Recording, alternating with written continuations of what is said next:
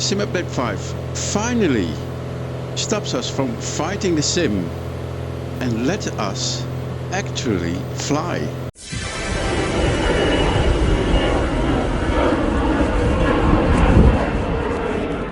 Sim Update 5 is a massive step forward because it finally addresses the friction that's been holding us back from true immersion since launch. Now, first up, Cockpit Interactions. Now, if you fly VR regularly, you know that when all these cockpit interactions with the buttons and switches and knobs that you can turn, when they feel bad, it feels like you're just wrestling with the sim. And now in Sim Update 5, switches no longer get stuck on things behind them. So it's a lot better to interact with the cockpit now.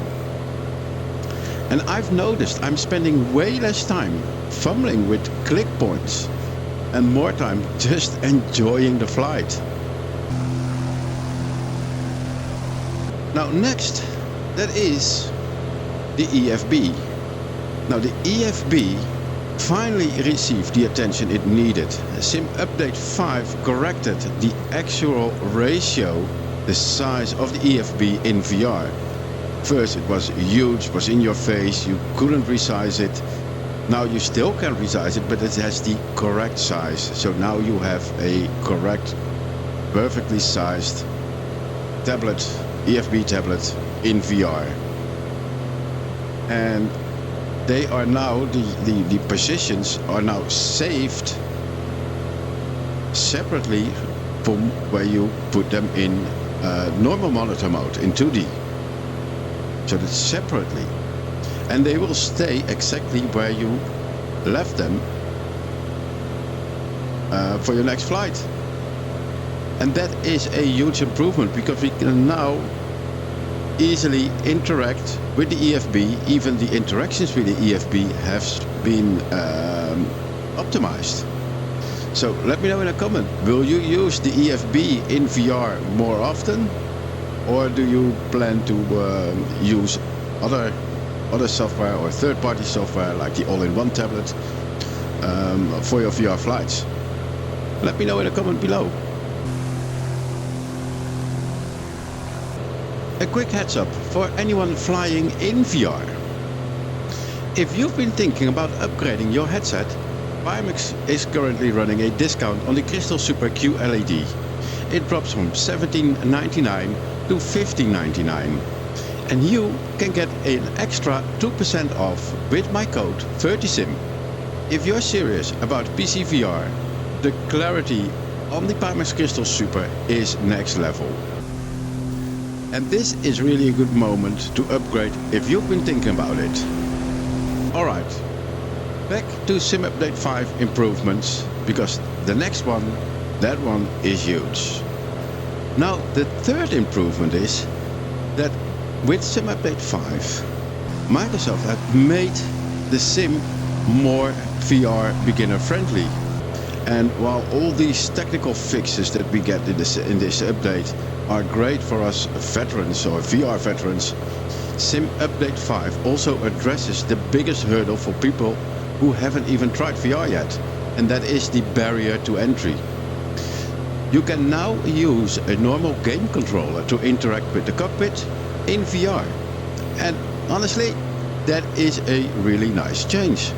Because not everyone wants to jump straight into expensive flight sim gear, and sometimes they just want to put on a headset, grab a game controller and fly.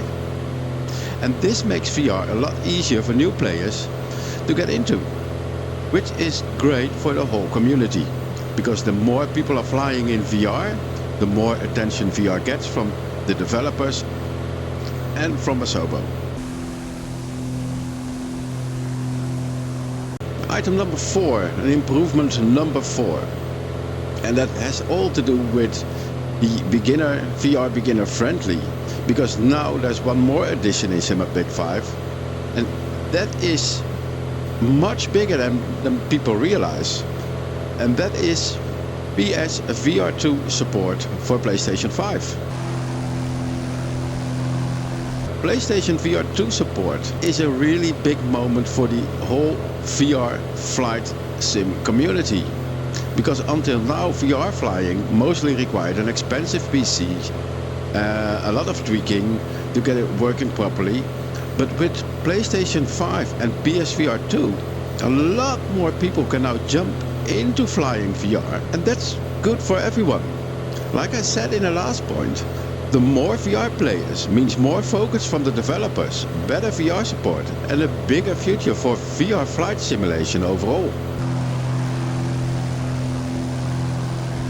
Now, and finally, the sim just feels smoother and more dependable across the board.